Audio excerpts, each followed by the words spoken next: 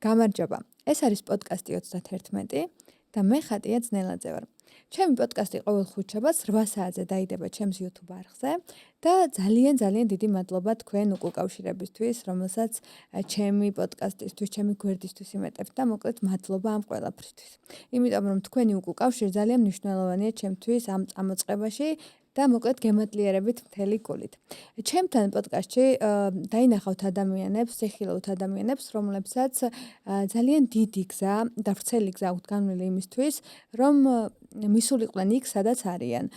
გაზრდილიყვნენ მენტალურად, შინაგანად, ემოციურად და მიაღწიათ იმას, რასაც საკუთარი თავის საუკეთესო ვერსია ქვია.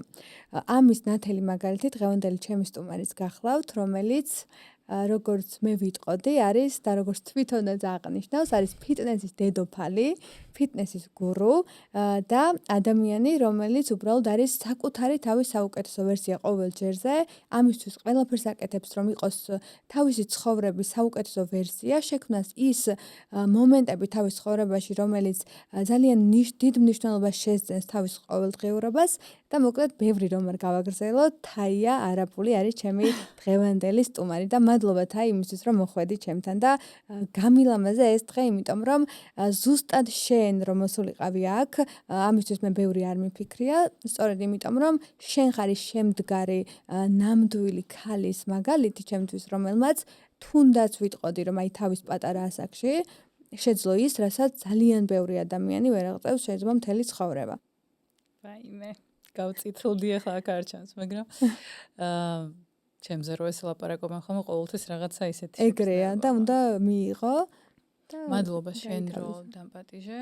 იმედია რომ ჩვენი ეს საუბარი რაღაცა საინტერესო იმედია რომ დარწმუნებული ვარო საინტერესო შედგება. იმედი მაქვს რომ ჩვენი მაყურებელი თუ მსმენელი ამ დღევანდელი ეპიზოდიდან რაღაც საინტერესოს გამოიტანს თავისთვის და რაღაც ისეთ რაც შეძლებს რომ გახდეს მისთვის ან სამოტივაციო, ან საინსპირაციო, ან რაღაც კონკრეტულ რჩევას წაიღებს და დანერგავს საკუთარ ცხოვრებაში და მიაღწევს წარმატებას. ზუსტად ვიცი რომ ეგრე იქნება, იმიტომ რომ შენ ხარ мотиваცია ჩემთვის და ბევრი ადამიანისთვის, იმიტომ რომ თუნდაც შენი აი ამ ძალიან ოპტიმისტური ხასიათით, ამ ბუნებით, ენერგიით, ძალიან გადამდები და ეს შარმიანი ადამიანი ხარ, რომელიც სხვა ადამიანებს სიცოცხლის ხალის უღვიძებს და ეს ძალიან ანუ გეტყობა, იგრძნობა შინაგანად.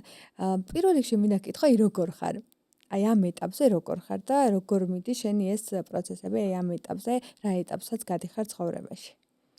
კარგად ვარ. ამ კითხვაზე ყოველთვის პასუხი მაქვს მამამ. რადგან აი არ მიყვარს რაღაც სიმძიმე, რომ აი კარგად ვარ, მაგრამ რაღაცა. ან აი რავი და ეგეთი რაღაცები არ მიყვარს, მაგრამ უბრალოდ კარგად ვარ.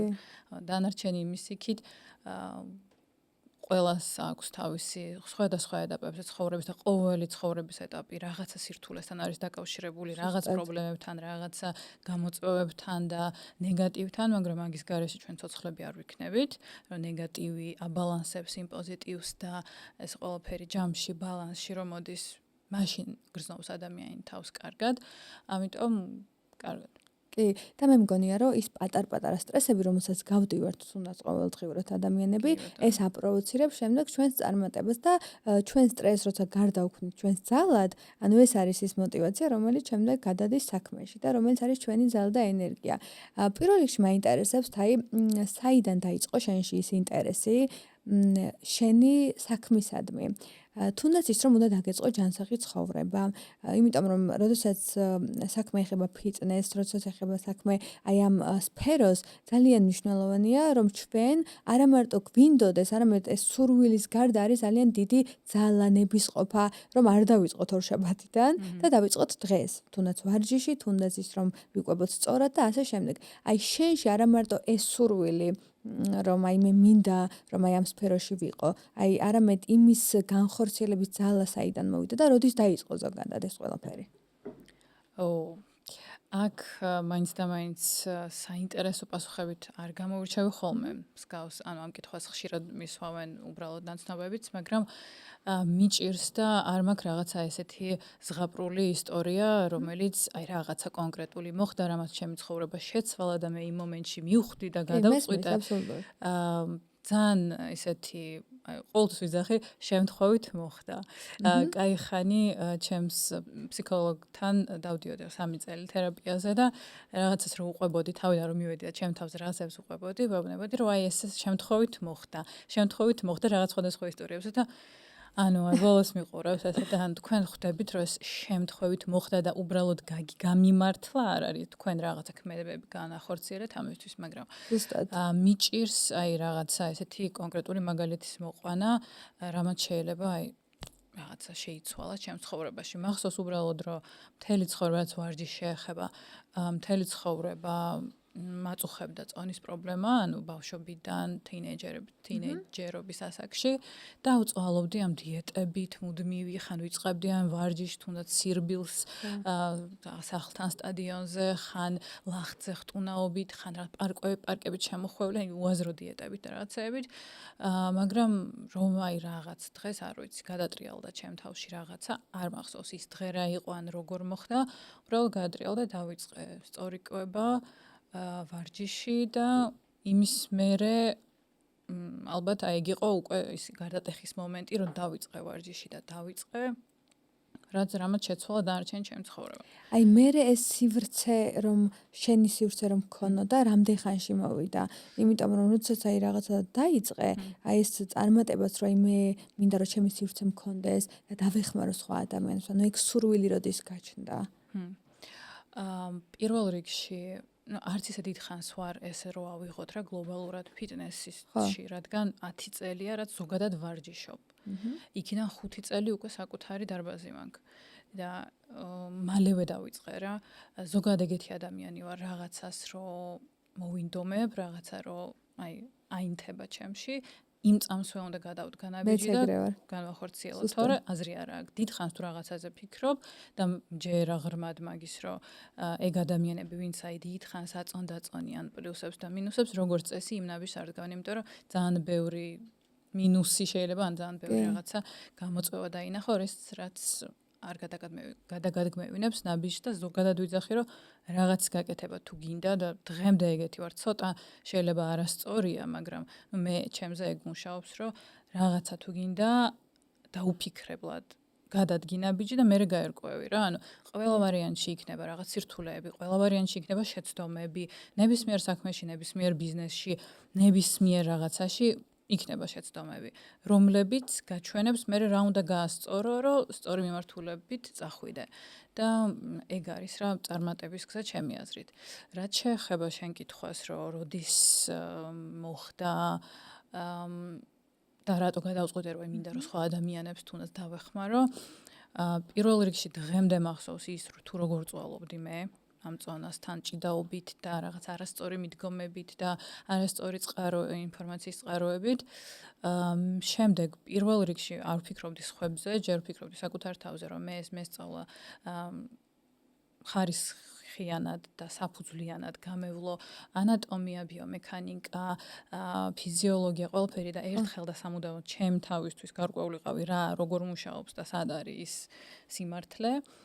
და შემდეგ უკვე რო ვისწავლე, მივხვდი რომ მინდა ეს ცოდნა გავაზიარო. მაშინ არ ვცხოვრობდი საქართველოში და მივხვდი რომ საქართველოში ბევრად უფრო სადღაც შორს იყო რა ეს ფიტნესის სფერო და ჯანსაღი ცხოვრების და საქართველოში უფრო და საქართველოს მოსახლეობ ცოტა პატრიოტიზმა გაიღვიძა ჩემში, რომ აქ უფრო გამოადგებათ ჩემი ცოდნა, ვიდრე იქ სადღაც საზღვარგარეთ, სადაც ისედაც უკვე ბევრად წინ არიან და იციან როგორც წესი.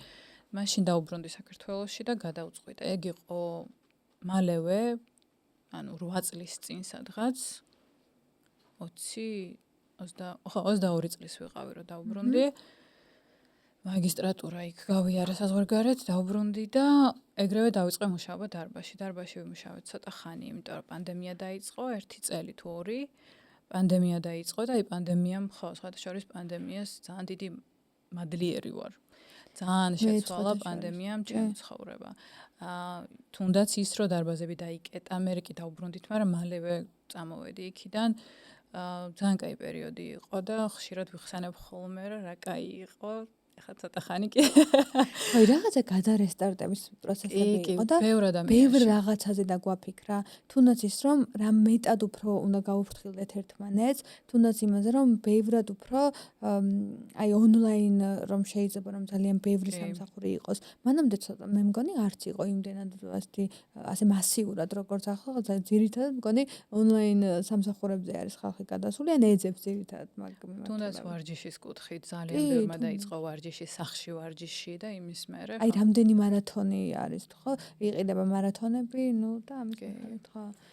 ხო და აი ეს რო შევაჯამო შენ კითხვაზე პასუხი, აი ეს არის ერთი გადამწყვეტი პერიოდი იყო, რომ ზოგადად ვარჯიში დავიწყე და მაგამ ბევრი რაღაც შეცვალა, იმიტომ რომ დისციპლინას ან ვითარებ და ეს დისციპლინა გადაგაქვს სხვა სფეროებში.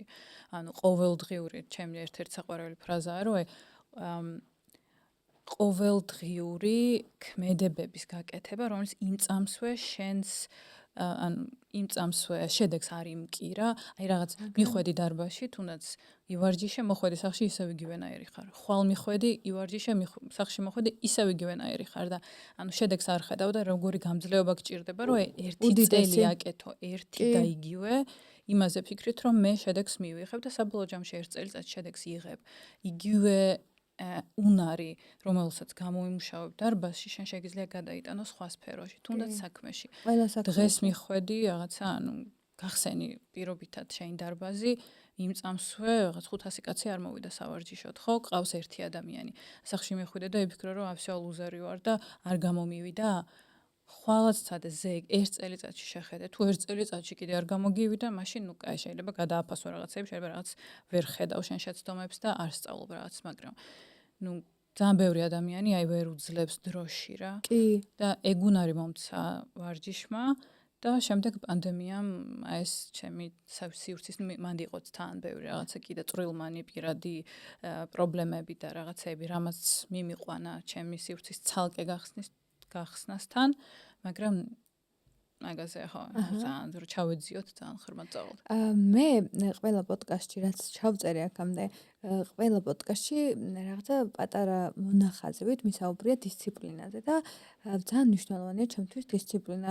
აი თუნდაც აი ძალიან სწორად აღნიშნეთ, აი ყოველდღიურ ეტაპზე, ყოველდღიურობაში პატარ-პატარა საქმეების განხორციელებით, ჩვენ ამ პატარ-პატარა დისციპლინით, აი თუნდაც ყოველდღიურად და თუნდაც იმ დღეს ვერ მივიღოთ შედეგი, ხო? იმდენად დიდ წარმატებას ვაღწევ შემდეგ, რომ შეიძლება ეს წარმოუდგენელიც კი გვეჩვენოს და ჩემთვის წარმატების ნომერ პირველი საწინდარი და მაპროვოცირებელი არის დისციპლინა. თუნდაც ყოველდღიური პატარ-პატარა რაღაც ნიშანდობლივობა, რომ იქამდე მივიდე, სადაც მე მინდა რომ მივიდე. შენთვის რა არის წარმატების ის გასაღები, რომელსაც შენ თავისთვის იყენებ და რომელიც შეგიძლია რომ გაგვიზიარო და ჩვენს გავითავისოთ საჩვენოდ? პირველ რიგში დაგეთანხმები და დისციპლინა. თუმცა აი რამდენიც ბანალურად არ უნდა ჟღერდეს ეს დისციპლინა, იმიტომ რომ ყველა მაგაზე საუბრობს, ცოტა ალბათ არ ვიცი, მაყურებელს სჭირდება რაღაც გააზრება, სხვანაირი გააზრება, რომ მიხვდეს რაზე ვსაუბრობთ, ეგ ერთი და მეორე პოზიტივი. აუცილებლად. პოზიტიური მიდგომა ყველაფერში ეგრე ვარ და არასდროს მიუხედავად იმისა, რომ რაღაც რამოდენიმეჯერ მომიწია ფართის დატოვება, შეცვლა, უცებ თანამშრომლებთან თუნდაც პრობლემები და ბევრი რაღაც რემონტი იმ მომენტში, როცა თუნდაც თანხები არ გქონდა მაგისთვის და ბევრ გამოწვევასთან შეჯახება, არასდროს არ კარგავდი იმ პოზიტიურ განწყობას, რა თქმა უნდა, რთულია, შეგიძლია წაიწუწუნო და რაღაც, მაგრამ გლობალურად მჯერა იმის, რომ შევძლებ, უეჭველი წარმოდგენილი მაქვს უკვე ის, რომ როგორ შედგა ის ჩემი მომავალი რაც მინდა და დისციპლინა, პოზიტივი. ხო, აი პოზიტიური აზროვნება ძალიან მნიშვნელოვანია. თუნდაც ის, რომ აი თვითგვემას რამხელა მნიშვნელობა აქვს, რომ აი გვჯეროდეს ჩვენი თავის, აი თავდაჯერებულობაც ხო ძალიან დიდი ძალაა ჩვენს ენერგიებში და როცა ბევრ ადამიანს აი გინება შეიძლება რაც გაგიხარდება. აი ჟარგონული მას გამოვიყენებ, ძალიან ბევრი ადამიანი შემხვედრა ცხოვრებაში, რომელსაც აი ოღონდ სრული ამ სერიოზულობით სჯერა, რომ აუ ჩემბეთ შევეცი. კი, ზუსტად. აი ეგეთი განწყობა რომ რომ აი ეგრეც ვიცოდი და მე აი ესეთი უბედური ვარ, ეგეთი განწყობა რომ გაქვს და ეგრე რო ლაპარაკობ, სიტყვა არის ფორმა შენი ფიქრების და აი ფორმას წარმომიდგენია ღრმა ამ ერთი სიტყვის შიგნით, ანუ რამდენი იფიქრა და რამდენი ფიქრი და რამდენი ნეგატივი არის დაგროვებული, თუ ადამიანს ჯერა რომ ის წარუმატებელია ან რაღაც მაგდაგვარი. შესაბამისად, მაგის რო გჯერა და გწამს, შენ ტვინს აპროგრამირებ იმისთვის, რომ დაგიმტკიცოს, რომ ეგრეა. ანუ ჩვენი ტვინი ეგრეა მოწყობილი, რომ ეძებს დამადასტურებელ მაგალითებს. და ანუ შენ რო გჯერა, რომ შენ არ გიმართლებს ზოგადად, უეჭველი რაღაც გადაწყვეტილების წინაშე რო დგახარ, აირჩევ იმას ქვეცნობიერად, ანუ შენ ამას სპეციალურად არ აკეთებ, მაგრამ ანუ რამდენად დიდი ძალა აქვს რა ამ შენ იმას. რომ გავაზრებლად გადაწყვეტ ისეთ რაღაცას და იმას აირჩევ, რაც დაგიმტკიცებს, რაც ანუ წარუმატებელი იქნება და იტყვი რომ აი ხო ვიძახდი. აი ხო ვამბობდი რომ არ მიმართლებს. აი მსგავსი ფრაზები ხო გაგიგე და აი ზუსტად გეთანხმები 100%, იმიტომ რომ ჩვენი ფიქრი რეალიზდება, აი ვიზუალიზდება და რეალიზდება, ხო? შესაბამისად ამ ჩვენს ფიქრებთან ფრთხილად, იმიტომ რომ როდესაც აი მოდის ნეგატიური ეს რაღაცა დაკვირვება, ნეგატიური ასე აი ხო ვიძახდი, აი ხო ვფიქრობდი, მე ხო ვიძახი რომ არ მიმართლებს რაღაცა მსგავსი ფაქტები, უამრავი მოგვისმენია ჩვენს ირგვლივ და ზუსტად ეგ არის მაპროვოცირებელი, რომ რაღაცები არ გამოდის. აი თუნდაც რომ აი მე ასეთი ბედი მაქვს და მე ხო ვიძახდი რომ მე ასეთი ბედი მაქვს და ეგ საქმე არ გამოვიდო და შესაბამისად მე ზუსტად მაგას ვფიქრობ რომ ჩვენს ფიქრებთან დავიყოთ ფრთხილად და ეს იმდენად ფრთხილად რომ ყოველ სიტყვას, ყოველ რაღაცა ჩვენს გამოთქმულ ემოციას, თუნდაც ჩვენში ნაგრძნობ რაღაცა ემოციას როგორ დავატრანსფორმირებთ, მაგასაც ძალიან დიდი მნიშვნელობა აქვს, როგორ გადმოვცემთ. მე მგონია როცა გიმართლებს ადამიანს, რატო გიმართლებს, იმიტომ რომ უბოროტო ადამიანი ხარ, რაღაცა შინაგანად იმას კი არ ფიქრობ, რომ აი სხვას რო აქვს, მე რატო არ მაქვს, იმას ფიქრობ, რომ აი მეც შემიძლია მქონდეს, მე შემიძლია გავაკეთო და რაღაცნაირად ეს შურის მომენტი არ გაქვს ადამიანებისადმი. და აი შენ, ჩემთვის აი ეს მაგალითი ხარ, რომ შეგიძლია რომ აი დაამტკიცო, რომ მე რასაც ვიტყვი, ეგ იქნება. და აი ეს ქარიზმა, რომ აი მე აუცილებლად გავაკეთებ, თუნდაც აი ეს პროცესი, აი რო ეძებდი დარბას, სივრცეს რო ეძებდი, მე ძალიან კარგად მახსოვს ეგ პერიოდი და ხო, აი ძალიან ისე ყველაფერს შენ დეზდებოდი, შენ თაკეთებდი, შენით მიხვედი მაგამდე და ეს არის ძლიერი ქალის ენერგია, ხო? და როგორ აბალანსებ აი ამ ფემინურობის და მასკულინურობის ენერგიას, რომ აი არც ზედმეტი მოგივიდეს და არც რაღაცა ის მასკულინური არ გადახვიდე და რაღაცა დაბალანსებაში, აი ინის და იანის კავშირის ბალანსი როგორ ხდება შენ შემთხვევაში, აი როგორ წონასწორობას როგორ იცავ ამ მომენტში. ძალიან დამაინტერესა მაგ შეკითხვა. აუ აქაც მგონია რომ რაღაცა ესეთი ტექნიკა ან კონკრეტული პასუხი არ მექნება. ალბათ შინაგანად არის რა ადამიანში ეგ. თავისთავად ხდება ის, რაც თითქოს შენს ირგვლივ ხდება. ვერ ხსნი მაგას, მაგრამ ხო, ანუ არის ეს ჩემში მართლა დღესაც რა ასაზე ვღადაობდი, რომ გარეგნულად რაღაცა ფემინური პრინცესა ვარ და შინაგანად ოღრაში კაცი არ. მაგას ძალიან გამეცინა. მაგრამ რაღაც ანუ არ ვიცი, შინაგანად უნდა იყოს ალბათ. კი, აი ეს შენგან მოდის. ან შეიძლება უბრალოდ შენ ამას არ სწავლობ, უბრალოდ აი შენგან მოდის და აი რაღაცა ყოველდღიურად შენ თავთან მუშაობით, აი შენ რა გშველი შენ თავთან მუშაობის დროს, თუნდაც აი სტრესული პერიოდის დროს, აი რას გამოყავ ხარ? მე მაგალითად ძალიან მშვენის აი უფრო ჩაღრმავება, წერაც, რაღაცა ჩემი მიზანის სწორად განსაზღვრო. და ეს ვიზუალიზაცია მეხმარება, რომ აი ეს რაც მე მინდა რომ მოხდეს, აუცილებლად რაღაცა დღის წესრიგში დავაყენო, თუნდაც კიდევ განმეორდები პატარ-პატარა დისციპლინები და აი შენ ამ დროს როგორ ეხმარები შენ თავს, აი სტრესული, აი ამ ემოციონალური ფონების დროს?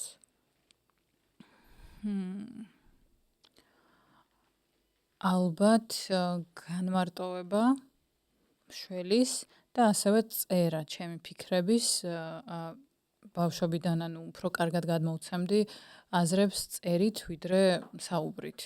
ჟურნალისტიკა მაქვს დამთავრებული პირველი განათლება და აი ყოველთვის მიყვარდა წერა და ერთ წერის დროს მშვიდებოდი თითქოს აი ალაგებ შენ ამ ფიქრებს კი ეგ მართლა შველის. და აი წაღან კითხვაზე კიდევ ფიქრობდი ფემინურის და მასკულინურის ახლა. ხშირად შემხვედრია ქალბატონები, ვინც აი თითქოს ეჯიბრებიან მამაკაცებს, ვის უფრო დიდი ყვერები აქვს რა. ხო და აი არასდროს არ მესმოდა რატო? ხო. ცოტა სექსისტი ვარ. ხო.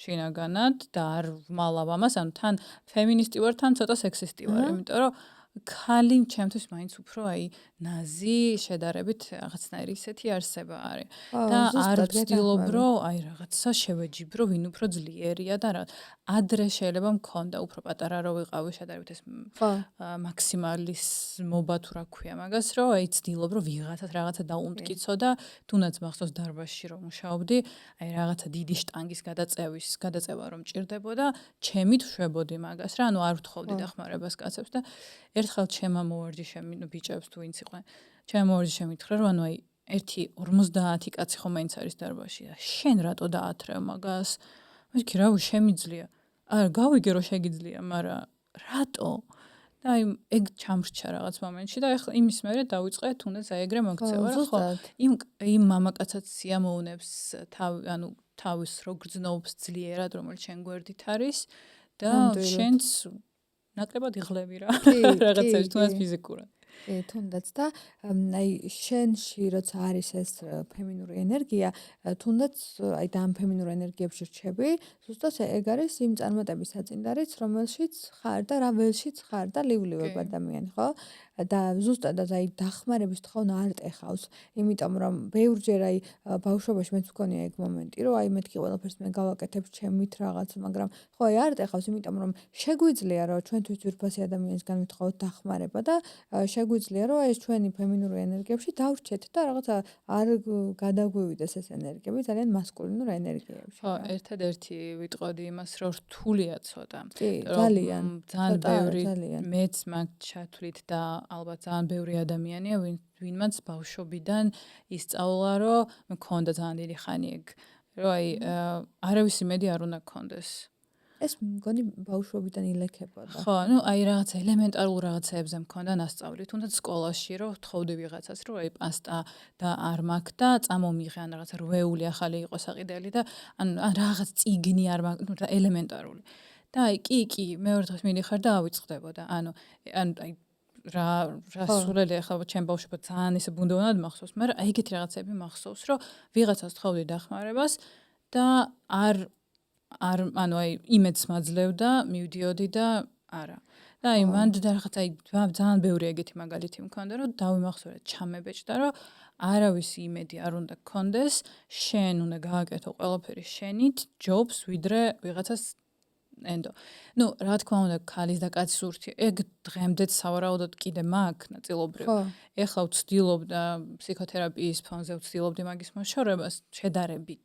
მაგრამ თან მომწონს რაღაც მხრივ, იმიტომ რომ ეგ მაძლევს თუნდაც იმ სიძლიერეს, რომ მე ვიზავ ჩემით რო რამე მე არ ვარ დამოკიდებული არავისზე.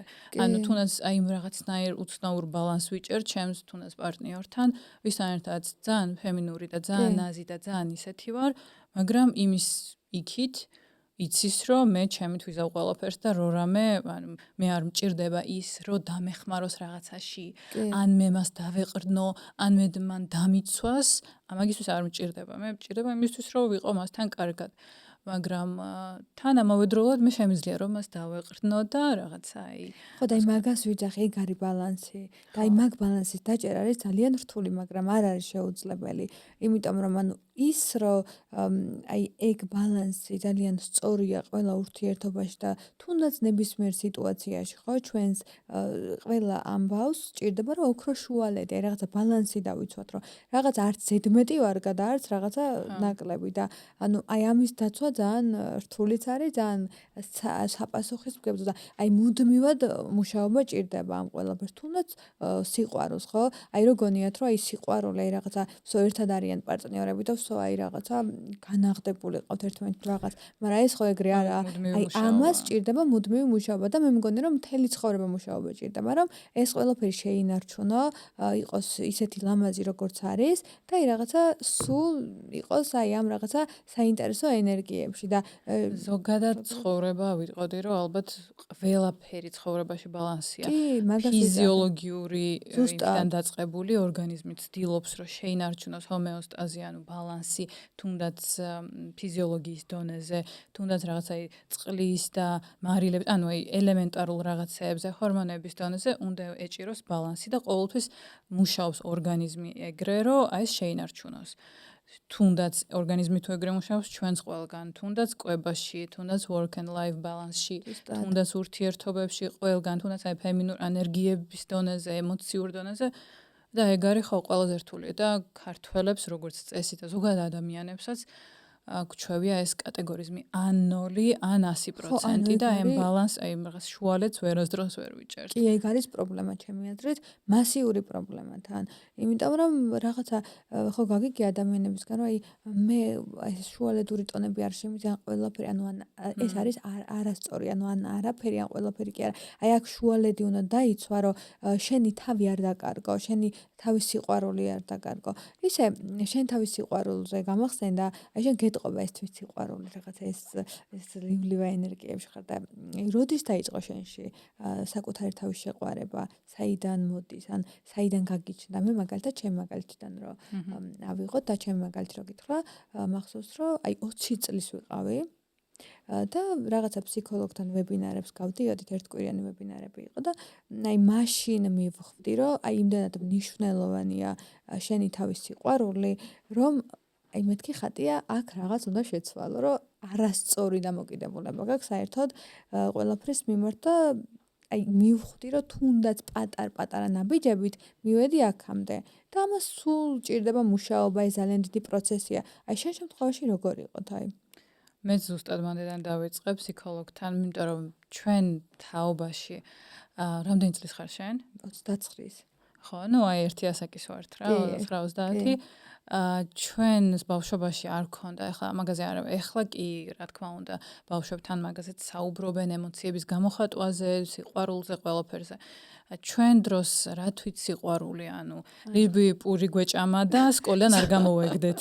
ზუსტად. ასეც მე გწმოდა რა, ანუ მაგით მთავრდებოდა თუ ის ანუ ჩვენთან საუბრები, რომ აი როგორ დავალება დაწერე, დაიძინე, ანუ ელემენტარული კომუნიკაცია ქონდა და შესაბამისად აი საკუთარ თავის სიყვარული და რაღაცა ჩვენც გვიან ვისწავლეთ. მეც ფსიქოთერაპიაზე, ანუ ისევ თერაპიაში როცა ვიყავი, მან დავდექით მაგ პრობლემის წინაშე, რომ მე არ ვაფასებ ჩემს თავს, ვერ ვხედავ ჩემს. ნუ მომენტ ეგ დღემდეც მაგ შედარებით, იმიტომ რომ არ მივუყანე ბოლომდე ის სავარჯიშოები, რაც მომცა. მაგრამ ნუ აი არ ვაფასებ იმას, რაც ვაკეთებ. და აი რაღაც დავალებები მქონდა, მახსოვს ერთი იყო, რომ ყოველ დღე ჩამომეწერა რაღაც მესამე პირში, რა მომწონს ანუ ჩემ თავზე, რომ აი რა მომწონს ამ ადამიანში. და ანუ თმა, ფრჩხილი და კანის იქით ვერ მივდიოდი რა რაღაცა. ნუ კაი თმა მაგ ხო არა უშავს რაღაცა. კბილები და ფრჩხილები კალციუმის დონე კარგი. ნუ დეფიციტს არ განვიცდი ყოველ შემთხვევაში. იმის იქით რაღაც აი ყველაფერი ისე იყო, მაგრამ ნუ და დაბლოკილი გქონდა, რომ წარმოიდგინე, რომ იმის იქით არ უშვებდი შენს გონებას. ხო, და კიდე ერთი კაი სავარჯიშო იყო ყოველ საღამოს უნდა დამეწერა, რა გავაკეთე მაგ დღეს. საქმის მხრივაც ვერ ვაფასებდი რა, რომ აი თუნდაც არ ვიცი, აი რომ მოვედი პოდკასტში და ანუ თითქოს აი რა ხო მოვედი, რაღაც 1 საათი ვილაპარაკეთ, წავედი და ეგრე აღვქვამდი მაგას, მაგრამ ესეც მუშაობაა. თემი ამბავია. თუნდაც სამუშაო წერილებზე პასუხის გაცემა. მე მეგონა რომ ეს ავტომატურად ისედაც ოკეი, ანუ ეგრეც უნდა იყოს, მაგრამ არა, ეგეც ანუ მობწიჭკული უნდა, ანუ შენ თავის დაფასება, შენი ყოველდღიური ქმედებების, ну თერაპია მასწავლა ხო? კი. თლად ვერ ვიტყვი რომ ეხლა ბოლომდე მართლა ვლივებ და ჩემ თავზე იმას შვები, მაგრამ ალბათ შეიძლება ეგრე უფრო ჩანს სოციალებში, ვიდრე რეალურად არის. მაგრამ ნუ ცალსახად ჩემი თავი მიყვარს. არათა ეს ყოველდღიურობაში არის დღის წესრიგში და რახან იცი რა არის პრობლემა, ეს უკვე ერთი ძალიან დიდი წინ გადადგმული ნაბიჯია.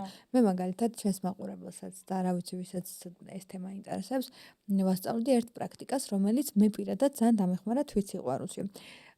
თავიდან არ ვიცი შეიძლება ვიღაცას მოიჩვენოს რა შუაშია ეს პატიება, მაგრამ ზოგადად ძალიან მნიშვნელოვანია საკუთარი თავის სიყვარულისთვის პატიების უნარი, ოღონდ მართლა გულწრფელად რომ უნდა აპატიო ყველა ადამიანს, ყველაფერი რაც ოდესმე შენს მიმართ განუხორციელებიათ, ნებით თუ უნებლიეთ.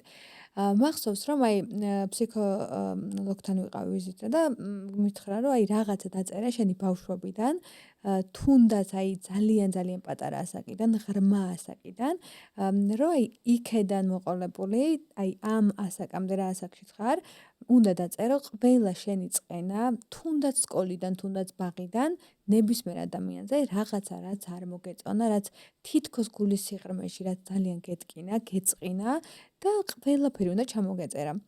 და მახსოვს პირველად რომ დავწერე 3 თაბახის ფურცელი შევავსე და ოღონდ მართლა იმდენი რაღაც იყო და ძალიან სიღრმისეულად დეტალებში უნდა ჩახვიდე და შეიძლება ადამიანი აღარ მიიღო შენ ცხოვრებაში, გაუშვა შენ ცხოვრებიდან, მაგრამ ის რომ უნდა ვაპატიოთ ეს ჩვენი თავისთვის და თვით სიყვარულისთვის, რატომ არის მნიშვნელოვანი, რომ ყოველდღიურობაში, ამას რომ გაუშვებ ნეგატივს, შენ თავში არ ამყოფებ, შენ თავს არ აკადრებ წყენის რეჟიმში და შენ თავი არის მოდუნებულ მდგომარეობაში და ამით თითქოს იზიდავ წარმატებას.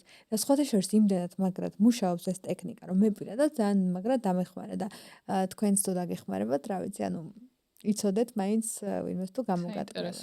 მე არ მიცდია. ეს ძალიან მნიშვნელოვანია. ზოგადად ეს იწყენა რომ გაუშვათ ჩვენგან და თუნდაც ხო გაგიგე ადამიანებისგან, რომ მე ვერ ვპატიობ ადამიანებს წყენას, ხო, ეს უკვე ბლოკია.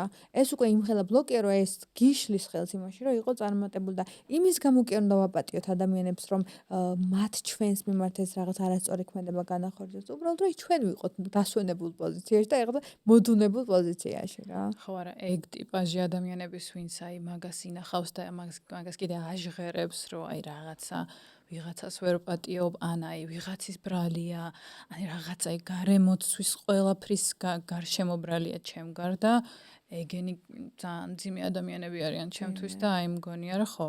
და უკვე დაბრალება ხო? კი, და ხო სიმართლეა ბლოკავენ ყველაფერს და იქ არიან იმ რაღაც ნეგატივში. რატო?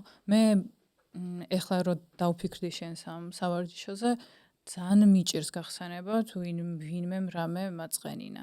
ნახე, შენ იმდენად უბრალოდ ეგეთი ადამიანი ხარ, შეიძლება შენ ეს პრაქტიკა არ იცი, მაგრამ იმდენად ასეთი ადამიანი ხარ, რომ რაღაცა უშვებ, რომ შენ და უნებურად მიიზიდე ის წარმატება, თუნდაც რაღაცა გზით, რომელიც არ იცოდი რომ არსებობდა შენს ველში, ხო?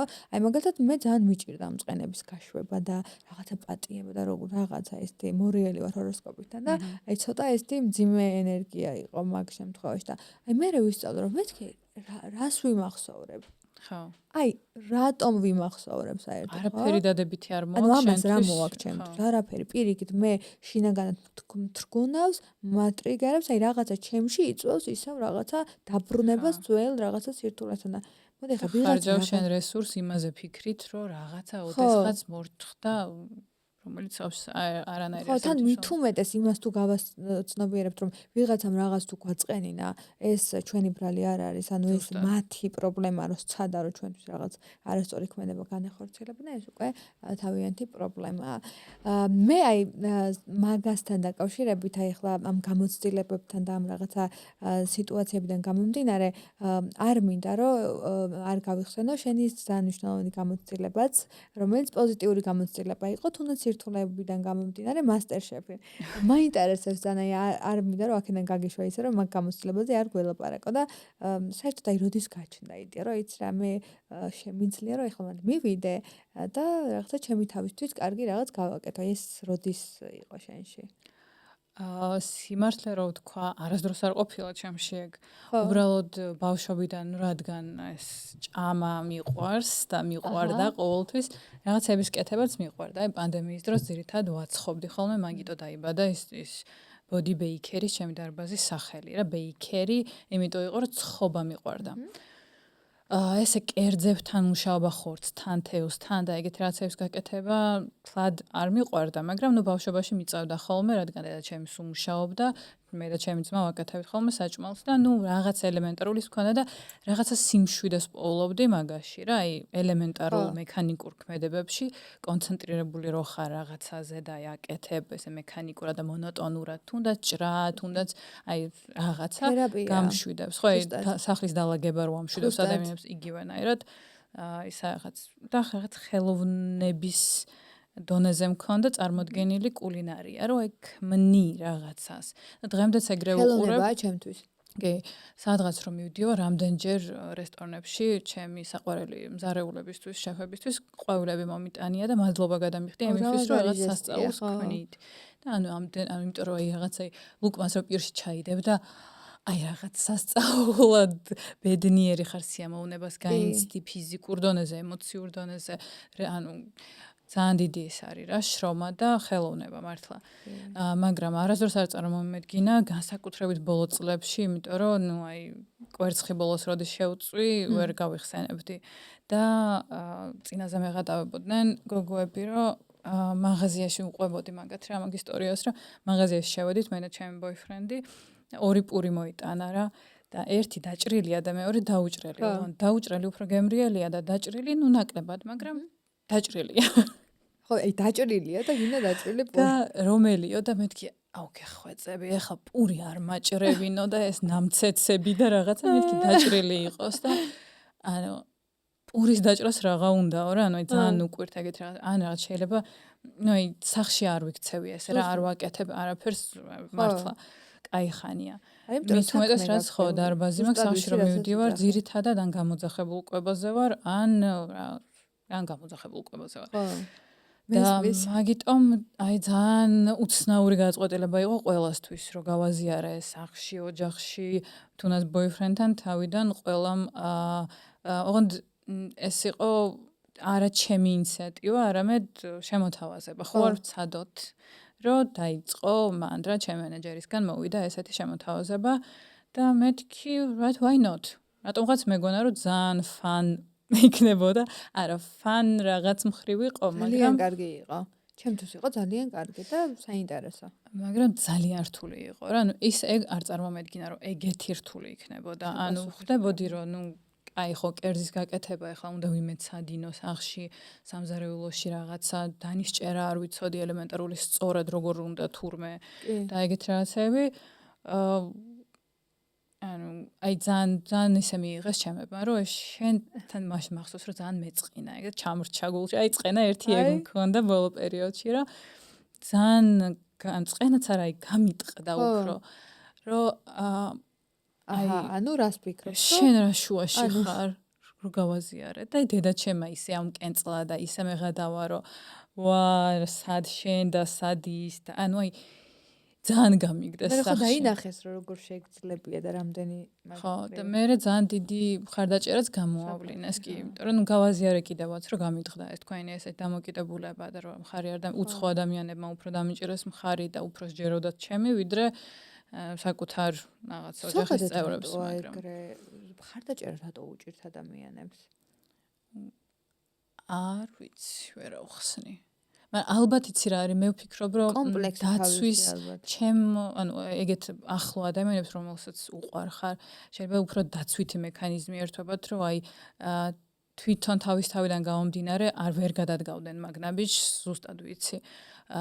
იმიტომ რომ ეშინიათ წარუმატებლობის რა, ეშინიათ დაფეილების და თუნდაც შენზე ერთვებად შეიძლება ზრუნველობის გრძნობა რომ არ დაფეილდე, გული არ გეტკინოს და მაგიტო ცდილობენ შენ დაცვას. მე ეგრე გავაправე, ეს მაგათი რეაქცია. და მე ზოგადად ეგეთი ადამიანი ვარ, მე რომ ყველაფერში ანუ თუ დავიწყე ჩემს მაქსიმუმს, სულ მაგას ვიძახდი ყოველ იმაზე ტურზე, რომ არ ვიცი როგორ დამთავრდა, იმიტომ რომ ყველა რაღაცა ძალიან თავდაჯერებული ზოგი იყო და ზოგი ის და ისეთი სერიოზული მზარეულები იდგნენ ჩემ გვერდით, რომლებიც 5 წელი, 7 წელი სამზარეულოში მუშაობენ და ელემენტარული ხახვის დაჭრა უფრო სწრაფად იზავენ რა, ანუ დროის ამბავში თუნდაც რა, ხახს უფრო სწრაფად დაჭრიან, უფრო სწორად დაჭრიან, უფრო სწრაფად გაბრწყვნიან, ანუ აი ეგეთ წვრილმან რაღაცეებში ბევრად წინ იყვნენ ჩემზე და თუნდაც გემოების ანუ რაღაც თევზის დამუშავება, ხორცის დამუშავება წარმოუდგენელი პირველად შევეჯახე მაგეებს. მაგრამ აი როგორ გაართვი თავი? ყოველთვის მაგას ვიძახდი ყოველ ტურზე, რომ არ ვიცი როგორ და რანაირად დამთავრდება, მაგრამ მე ჩემს მაქსიმუმს ჩავდებ. და ანუ მართლა ყოველ ტურში პირნათლად შემიძლია ვთქვა, რომ ჩემ მაქსიმუმი ჩავდა. იმაზე მეტს ნამდვილად ვეღარ შევძლებდი. აი ვათენებდი სამზარეულოში, რასაც ქვია, დილის მახსოვს ერთხელ ჩემი ძმა სახლში ჩემებთან გავდიოდი სავარჯიშოდ. ჩემი ძმა და რძალი სახლში რომ მოვიდნენ და დილის 5 საათი იყო და სამზარეულოში ვიდექი ტაიმერით. იმიტომ რომ დრო, ნუ უეჭველი ის 1 საათი, უეჭველი რომ მთავრდება, მანდ ეგრე არის ნამდვილად. კი. იმ ტაიმერით ვიდექით, მესამედ უწვავდი ამ კათამს, თუ რაღაცა საციუს ვაკეთებ, თუ რაღაც არ მახსოვს. და თან ვლაპარაკობდი, იმიტომ რომ იქ რომ აკეთებ, გარდა იმის რომ აკეთებ, უნდა ილაპარაკო ინტერვიუს. კონცენტრირებაც ხო უნდა ყველაფერს.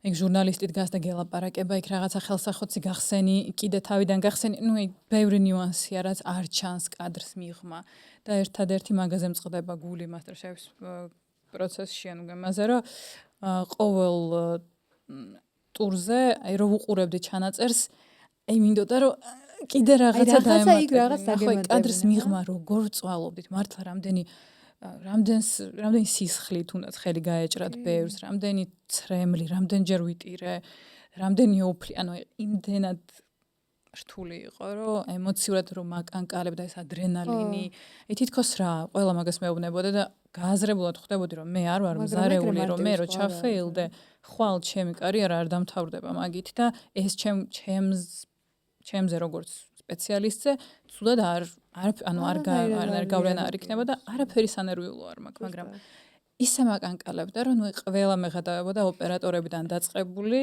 შეფებით დამთავრებული, რომ დამშვიდი, გაიღიმე, აი ესეც ვიყავი ხოლმე მოჭიმული. აი ახლა მაგალითად გარე თვალით, აი ახლა ვიღაც ვინც გიყურებს შორიდან, აი მე მაგალითად აღნიშნავდი იმას, რომ შენ ჩემთვის იყავი ერთ-ერთი უძლიერესი, აი რო გიყურებდი თუნდაც აი სიმარტივეში იყო შენი ხიბლი და ანუ არ ვიცი რანაირად შეგეძლო ის რომ თუნდაც ერთი კერძის გაკეთებით რაღაცა კი ამხელა სირთულის მიუხედავად ამხელა შრომის მიუხედავად რაღაცა ის სიმარტივეში გეპოვა ის თუნდაც ხელოვნება რომელსაც გადმოსცემდი ხო და ძალიან კარგად გამოგდიოდა და რა ვიცი აი მე გეტყოდი რომ ყოჩაღ იმიტომ რომ აი თუნდაც მან შენი მაქსიმალიზმიც თუნდაც ის რომ იყავი გამოუცდელი და ამდენი შეძელი და თუნდაც ის რომ იქამდე მიიყვანე ეს ყველაფერი რომ შენი თავი გამოგეხადა და გეცადა აქაც იქ მივდივართ რომ შენი ხასიათი და შენი ბუნება არის ის რომ სცადე რა რამე ანუ გინდა განახორციელე მიიყვანე ბოლომდე ანუ ეგ ხასიათი ზოგადად ძალიან ბევრ რაღაცაში გამოგადგება ადამიანის ცხოვრებაში მე პირადად მეც ეგრე ვარ რაღაცა რომ მინდა ეგრევე უნდა გავაკეთო ეგრევე უნდა განახორციელო ხო და აი ეგ იმდენად აი ხიბსდენ და შენს პერსონაჟს მაგ იმაში რომ არ ვიცი მე მაგალითად გეტყოდი რომ ყოჩაღ რა კი ხან ზოგადად ეგრეა ხო წენაზეც თქვით ყველაფერი ეგრეა რომ ჯერ გადადგინა ბიჯი ანუ ძალიან ბევრჯერ მithქვამს რაღაცეებზე ჩემს ცხოვრებაში რომ ცოდნო და რა მელოდება ნაბიჯს არ გადავდგავდი მაგრამ ძალიან მიხარია რომ გადავდგი და არ ვიცოდი და არ დავფიქრებულა თუნდაც რაღაც ოპერაციებზე რაც მინდოდა რომ ჩემ თავში შემეცვალა არ მიფიქრე ანუ ხაი ხო არიან ელემენტარული მაგალითია რა აი ოპერაცია პირობითად ცხვირის ოპერაცია უნდა აწუხებს ადამიანს და აი იმდენს ფიქრობს რომ აი რეაბილიტაცია როგორი იქნება ტკივილი ნეტა იქნება არ იქნება ბიჭო გინდა გააკეთე აი ზუსტად კი იქნება რთული მაგრამ არ იფიქრო მაგაზე როცა უკვე გადადგმული გაქვს ნაბიჯი და უკან დასახევი გზა აღარ გაქვს ყველაფერს შეძლებ შეეგუები იმ ტკივილსაც შეეგუები იმ გამოწვევებსაც გადალახავ რაც გაქვს და ნუ აი რავი ანუ ფიზიკურ დონეზე მაგრამ მანდაც ეგრე იყო წარმოდგენა არ მქონდა რა მელოდებოდა და რომ ცოდნოდა რა მელოდებოდა შეიძლება ანუ ზუსტად რომ ცოდნოდა რამდენი უძილო ღამე რამდენი სტრესია ეს ყველაფერი რამდენი დათმობილი სამუშაო საათები ჩემს პარტნიორს ვერ ხედავდი სახში რომ მოვდიოდი რაღაც დილის 5-ზე ვიძინებდი 3-4 საათი ვდგებოდი და მივრბოდი, ბოლოს უკვე აი ისე იყო, რომ აი MasterChef-ი აღარ მიხსენო, იმიტომ რომ დავამთავრეთ მე სადღაც გვინდოდა ერთად გასვლა მონაწილეებს და ერთად დროის გატარება, ანუ უკვე თვალი უთამაშებდა, რომ აღარ მიხსენოთ ეს პროექტი, ანუ წამართვა ჩვეულებრივად შენ თავი და ის 2 თვე, არა, თვე ნახევარი თუ რამდენიც გრძელდებოდა გადაღებები, სერიოზული ისე ვიყავით. ხო და სიმარტივეს რაც შეეხება, აი როგორ ახერხებდი მართლა? ეს რა არის, ეხლა რო უყურებ, მე რო უყურებდი უბრალოდ ჩანაწერებს, ძალიან მშვიდი ვჩანო არ, ძალიან გაწონასწორებული მშვიდი და საკმაოდ კარგად გამომიყვანეს. საკმაოდ კი არა, ძალიან კარგად. ძალიან რაღაცა, ხო, მართლა რეალურად დასტოინი ის მქონდა რა პერსონაჟის როლი. ზუსტად. მაგრამ ამ დროს ანუ რა ხდებოდა ჩემში? რამდენი ალკოჰოლი იყო ჩემში ამ გადაღებების, ანუ ყველა ოპერატორი მეგადაებოდა, რომ ყველა კადრში ან ჭიქა გიჭირავს, ან გლოსი სვავ, ანუ და ან ტირი. всё, 3 ის მქონდა. 3 ემოციონალური ფონი, ანუ ისევ ნერვიულობდი რომელიღაცა გადაღებაზე მახსოვს, ისევ ნერვიულობდი რაღაცა, ანუ კიდე რაღაც დამატებითი სიურპრიზი დაგვახვედრეს, რომელსაც გარტყმაში არ ვიყავით, რო იქნებოდა და მაგაზე რო ავიჭერი მე კიდე და ანუ ვაფშე ბოლოს იმდენი დავლიე, პროსტა დამამშვიდებელი ვერ ვიპოვეთ და მეთქი 50 გრამი დამისხით თქო, რო დავლიე 1, 2 და მე გადაღების დროსაც იქ ღვინოს წრუპავდით. აი ისეთ მდგომარეობაში ვიყავ ნერვიულობის გამო, უჭმელობის გამო და ამ ყოველთვის ფონზე ძალიან ისეთ მშვიდი, იმას 7 ახლა ხმამაღალიანად თქვა, მე 3-ჯერ ვიტყვი. არა, ეგრე ჩანდა, ზოგადად კი, ეგრე იყო, შეიძლება ძალიან დიდი ქაოსი შინაგანად და აი ამხელა რაღაცა პრეისტორია უკან, მაგრამ ხო, აი გეუბნები, რომ აი როგორც მე, რომელიც უყურებდი უბრალოდ ერთ-ერთი მაყურებელი, რომელიც უყურებდა გარედან და შორიდან, იყო ის, რომ მეთქი ყოჩაღ. იმიტომ რომ აი აქ არ იგრძნობოდა თუნდაც ეს სირთულეები და აი შენ რომ იქ გადიოდი და თუნდაც გაქონდა შენი კერძი, აი ეს ყველაფერი ნათლად ჩანდა, რომ ხო, სიმარტივე იყო შენი რაღაცა ძალიან დიდი ხიბლი, მეც მაგას ვიკრიბ. ეგეც ალბათ ბავშვობიდან ჩაბეჭდილია, რომ ზოგადად ეგეც შთაბეჭდილებას ვტოვებ რა ადამიანებზე ძალიან მშვიდს, იმიტომ რომ ემოციური არ ვარ. განსაკუთრებით უცხო ხალხში. რომ ეს ბავშვობიდან ჩაბეჭდილი რომ არიტირო დედაჩემის რომ ანუ არ შეიძლება ემოციის გამოხატვა ზედმეტად ბევრ სიცილს ბევრი ტირილი მოყვება თუ ტირი სადმე არ დამანახო შეინც რა ანუ ემოციების გამოხატვა დაბლოკილი მქონდა და ეს ცოტა ისეთი იყო ეხლა ვისწავლე შედარებით და ისევ თერაპიის მერე დავიწყე ემოციების გამოხატვა თუნდაც ხალხში ტირილი შემიძლია თუნდაც რაღაცეების გაკეთება ბევრად უფრო გახსნილად ვიდრე ადრე მაგრამ ეს მაინც ცოტა დასტოინად რო უნდა გქონდეს სახე და ზედმეტი არ უნდა მოგივიდეს სხვათა შორის ეგ ტრაუმა მეც მქონდა ბავშვობის რომ რა გატირებს დიდი გოგო ხარ აი რა ტირილი ახლა რა მოსატანია და რაღაცა სიტყვაზე ხო ან ისა და შესაბამისად თუნდაც ის რომ ემოციას გვიბლოკავენ ბავშვობაში თუნდაც თავის დაუნებურად ეს არავის არ უნდა გააზრებულად ან გაცნობიერებულად არც თან მაშინ ჩვენი მშობლების პერიოდში ხო ეს ძალიან დიდ სირთულეს იწვევდა. ახლა მე მგონია რომ აი ახლანდელ თაობას თუნდაც ვინც აი ახლა ის არის მგონია რომ ბევრად უფრო გამარტივებული ცხოვრებაც ექნება იმიტომ რომ ინტერნეტი თუნდაც იმდენი ფსიქოლოგი თუნდაც იმდენი საინტერესო მოსაზრება იმდენი რაღაცა საინტერესო ინფორმაცია წერია ხო ან თუნდაც შეუძლიათ რომ აი პოდკასტების სახითაც ძალიან ბევრი ინფორმაცია წაიღონ და შეიმეცნონ აი ამ შემთხვევაში ძალიან მნიშვნელოვანი თემა წამოჭერი აი მაგ თემაზეც რო გითხრა და ჩვენს მაყურებელს რო უთხრა აი მაგ ბლოკების შესახებ და აი როგორ აღმოფხრან და როგორ იბრძოლონ ამ ყველაფერს. აი ბრძოლა არა, უბრალოდ მიიღონ, გაითავისონ და აი როგორ მიიღონ ამისგან აი რაღაც სწორი მოცემულობა. იცი რა, პირველ რიგში ვიტყვი, რომ ჩვენ და ეხლა ჩვენს მერე თაობა ვართ ორი უკიდურესობა. ჩვენ ადამიანები რომელს არ შეგვეძლო საუბარი საკუთარ თავზე და ეხლა ვისწავლეთ და იქიდან გამომდინარე რომ ჩვენ ესე ვიყავით დატრაუმულები, ჩვენ უმეტესობას ეხლა რას ვუყურებ ვზრდით ძალიან გათამამებულ ბავშვებს სიმართლე რო ვთქვა. ზოგჯერ ზედმეტად არიან ის ინდივიდუუმები, რომელსაც აღრთოვანებული ვარ, იმიტომ რომ ეს ბალანსი უჭირავთ ამ ბავშვს აქვს ის პატივისცემაც და რიდი მშობლის და თანამედროვედ მეგობრული ურთიერთობა უჭირავს და არ ანუ შიში არა, მაგრამ რიდი და რაღაც ის აქვს. მაგრამ ძალიან ბევრი ბავშვი არის, აი არ ვიცი. კი. რომელსაც ან სრულად აი ძალიან ზედმეტად გადავარდნილები ვართ უკვე აი რაღაცა ძალიან ემოციების გამოხატვაში და დეპრესიაში და ამ შფოთვები, ყველა შფოთვები და რაღაც აშლილობები და ნუ აი ძალიან გატრენდულია. ხო და იმედი მაქვს რომ ნუ საბოლოო ჯამში დაბალანსდება და ძალიან მეც მგონია რომ დაბალანსდება, ეს ზედმეტად გათამამებული და გათამამებულიც არა, რაღაცნაირი ბავშვები არიან რა, რომ უყურებ, აი ეტყობათ, რომ ძალიან გაუჭირდებათ მე ცხოვრებაში, რომ ყველაფერს უფლებას აძლევენ, ყველაფრის გამოხატვის ზედმეტად თუნდაც და აი ძალიან ჩაცკლულები არიან თავის თავზე.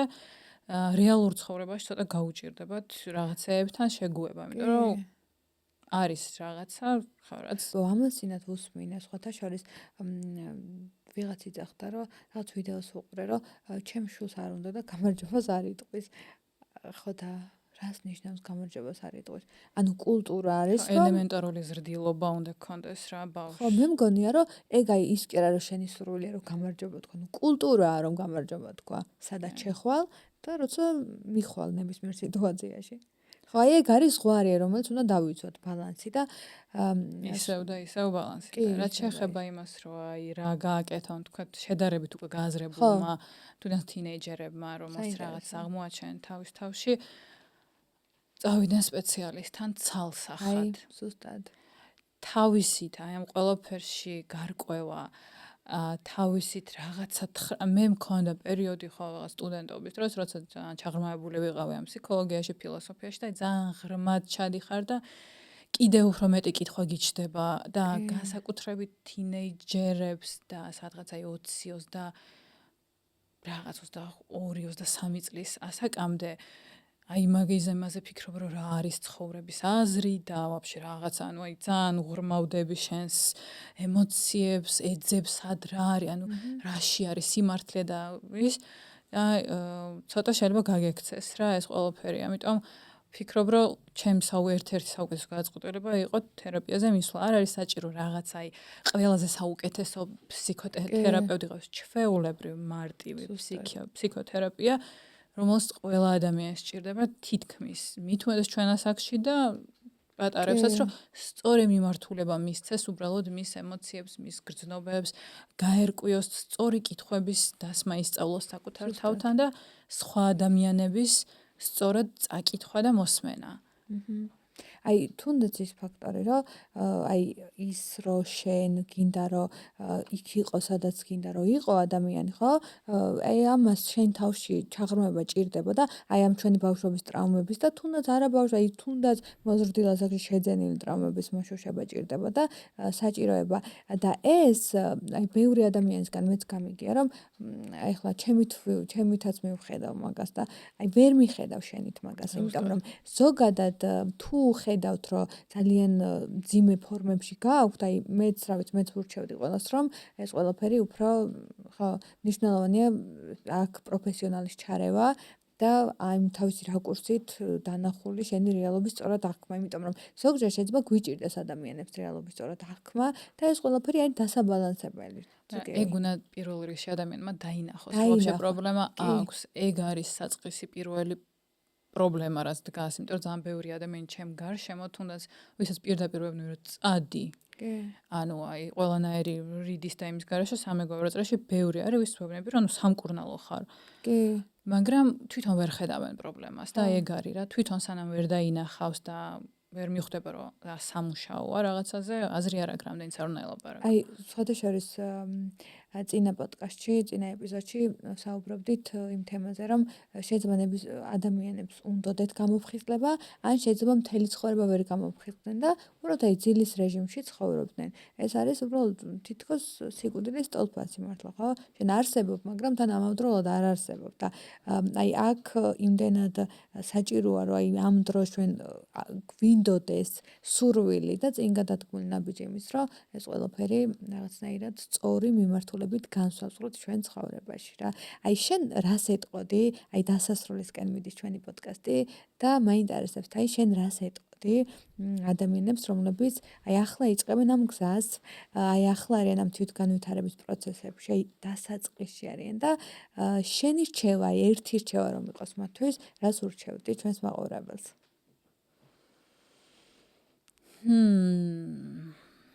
მოდი მე ჯერ დავფიქრდები.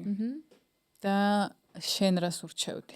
კითხავ და მე მანამდე ვიფიქრებ. საინტერესოა, მე ერთი რჩევა რომ მქონდეს, ადამიანებს ურჩევდი, რომ უბრალოდ ცხოვრება შეიყვარონ და აი ცხოვრების ნებისმიერი მომენტით დადგმენ, იმიტომ რომ როდესაც ჩვენ ვართ აწმყოში და აწმყოში ჩვენი მდგომარეობა გონახე, არ ვფიქრობთ მომავალზე ბევრს, არ ვფიქრობთ წარსულზე ბევრს და უბრალოდ მართლა გულწრფელად და მთელი არსით ვართ აწმყოში, ჩვენ არ ვკარგავთ ამით არც იმ ცხოვრების მნიშვნელოვან ეტაპს, რომელსაც ახლა ამ კონკრეტულ მომენტში გავდივართ და ვურჩევდი, რომ უბრალოდ დატკბდნენ აწმყოთი, ისიამოვნონ მომენტით და შეიყვარონ ცხოვრება. ანუ ეს რაღაცა ძირეული ცვლილება, რომელიც შეიძლება რომ ჩვენ ცხოვრებაში ცვლიდეს იმ მოვლენებს, რომელსაც თუნდაც თვითგანვითარების გზაზე ვიწყებთ მოვლენების ცირკულაციას. აბსოლუტურად გეთანხმები ამ სამ რაღაცაში და ძალიან ხშირად მეც მაგას ვაჟღერებ ხოლმე. რა თქმა უნდა კი. ალბათ მაგას დავამატებდი იმას, რომ საკუთარი თავის სმენა ისწავლონ და რას ნიშნავს ახლა საკუთარი თავის სმენა და რატო არის მნიშვნელოვანი. რთულია, რომ ზუსტად გაიგო ეს რაღაცა, რაც გინდა, შენი სურვილია თუ სოციუმით აი რაღაცა მორგებული სოციუმზე, სოციუმით ჩაბეჭდილი ან ოჯახის წევრით ან ვიღაცით, ანუ რეალურად შენ რა გინდა დაფიქრდე და გაიგო. რა მაგარამეს ამბავ, კი. მე როცა მოისმენ რა გინდა, დაუფიქრებლად გადადგან ავიჯი და გადადგმული ნაბიჯის შემდეგ აი ზუსტად შეირგო ის რაც ახლა ხდება შენს ცხოვრებაში და სიამოვნება მიიღო ამისგან, იმიტომ რომ თუ იმას აკეთებ, არ მჯერა რომ თუ იმას აკეთებ, რაც გინდა, რომ სიამოვნებას არ განიცდი. ხო, აი მაშინ არ არის ეს. იმიტომ რომ რეალურად რომ დაუბერდებით ჩვენ და ან როდესაც დადგება ის მომენტი სიკვდილის წინ რომ დაუდგებით, ყოველთვის ანუ ხშირად ვფიქრობ ხოლმე მაგაზე, რომ რა გამახსენდება? ის გამახსენდება რა მეცვა ახლა, ან ვიღაცამ რა თქვა ჩემზე, ან ის გამახსენდება რა მანქანით დავდიოდი, ან ვისთან რაღაცა ურთიერთობა, ანუ აი ეგეთ რაღაცები ხო არ გამახსენდება ის ბედნიერი მომენტები, რაც გავიარე. ის რამდენჯერ ვიყავი ბედნიერი და რეალურად ისე გაიარა ამ ცხოვრებამ, როგორც მე მინდოდა, თუ როგორც სხვას უნდოდა. ძალიან ხშირად აი რატო ხდება კრიზისი, შუახნის კრიზისი კაცებში და ქალებშიც, რომ განსაკუთრებით კაცებში არის ეს პრობლემა, იმიტომ რომ მაგათ უფრო აქვს დაბლოკილი, უმეტესწილად, პროცენტულად კაცების ემოციური ინტელექტი უფრო დაბლაა და უფრო დაბლოკილი აქვთ ეს საკუთარი თავის სმენა და მიყვებიან იმას, თუ კაცი უნდა იყოს ძლიერი, ის უნდა შოულოვდეს ფულს, უნდა იყოს მეოჯახე, უნდა მოქონდეს ოჯახში და უცებ უკვე რაღაცა საკამდე რომ მიდიან აი 30-ის, 40-ისკენს რო უკვე კუნებენ და ის ოჯახიც ყავთ, ის ბავშვებიც ყავთ პატარა და უკვე ფინანსურად სტაბილურები არიან და ცოტა უფრო იწყებენ თავის მოსმენას, ხვდებიან ხშირ შემთხვევაში, რომ მთელი ცხოვრება ისე არ უცხოვრია, როგორც მას უნდა. და მაშინ ემართებათ ეს კრიზისი, იწყებენ ბაიკი, ტატუები, ის და აი ეგ რო არ მოხდეს მამაკაცებში და ქალებში, თუნდაც ანუ საწყისშივე უნდა იცხოვრო შენი ცხოვრება ისე როგორც შენ გინდა. და ბედნიერი იქნები უეჭველი პროცესში და საბოლოო ჯამშიც აი შეიძლება რაღაც მილიონი პირობითად რა შეიძლება მე ახლა მილიონი ფოლოვერი არ მყავდეს და ჩემი დარბაზების ქსელი არ იყოს რაღაც სოფლიოში მოდებული, ხო?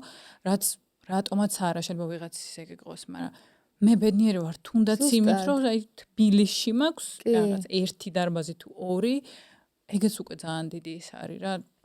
თუ იქნება უკეთესი, იქნება მეტი, თუ არ იქნება ამ მომენტში და ეხლა ვარ ბედნიერი და ხო რა. კი, და აი ძალიან საინტერესო თემა წამოჭერი, კი, როგორც ჩვენი ფიქრის მოსმენა და ჩვენი გონების, ასევე ძალიან მნიშვნელოვანია, რომ ჩვენ სხეულს მოусმინოთ, რაც ჩვენ საქმესთან ასე ახლოსაა, ხო? აი თუნდაც ვარჯიში როგორი მნიშვნელოვანია ორგანიზმისთვის და აი ჩვენი მენტალური ფონისთვის, ხო? აი მოკლედ მაგაზეც მითხარი და მალე გაგიშვებ. კი ბატონო. ვარჯიშს რაც შეეხება, აი თუნდაც ვარჯიში არის განუყრელი ნაწილი იმის, რომ შევირგოთ ეს ცხოვრება. ჩვენი როგორც გვინდა და იქამდე შევირგოთ, სადამდეც გვინდა. ანუ 20 წლის ასაკში როგორც, ну კაი 20 წლის ცოტა აი 25-30 წლის ეხლა რა ასაკში ჩვენ ვართ და როგორც ვირგებთ, თუნდაც იმ რაღაც გართობას, თუნდაც რაღაც ფიზიკურ სიამოვნებას, ყველაფერს როგორც ვირგებთ ცხოვრებაში, იგივენაირად მინდა, რომ 20 და 30 წლის ასაკის მერე, ანუ 50-60 წლის ასაკში იგივენაირად ვირგებდეთ. იმიტომ რომ კი სხეული ბერდება, მაგრამ გონება როგორც წესი არა. და იმ ასაკშიც ან ვარჯიშის გარეშე კარგავ კუნთოვან მასას, კარგავ ძვლების სიმკვრივეს, წინა პოდკასტში ვიყავ, სადაც უკვე ამაზე პროფესიონალურად ვისაუბრე, არის რაღაც პროცესები, რაც 30-ის მერე მართლა იწყება და ეს კუნთის გალევა ყოველ წელს რაღაც პროცენტით მცირდება კუნთის მასა.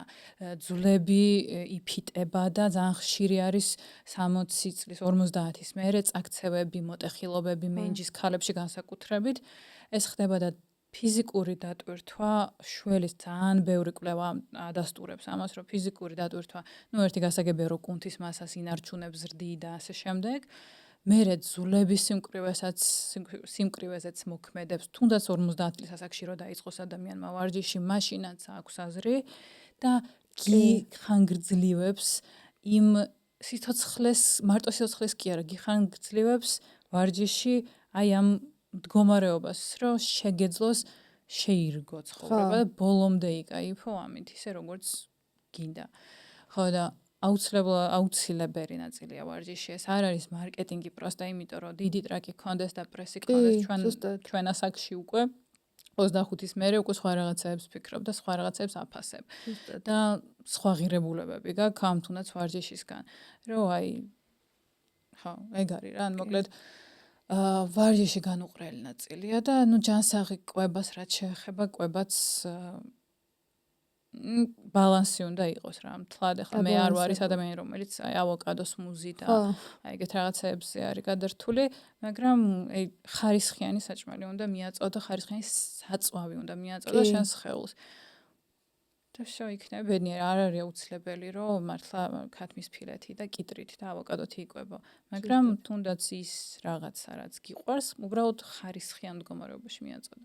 კი, ყველაფერი ხარისხიანი ჩვენი ორგანიზმისთვის ძალიან მნიშვნელოვანია ნამდვილად.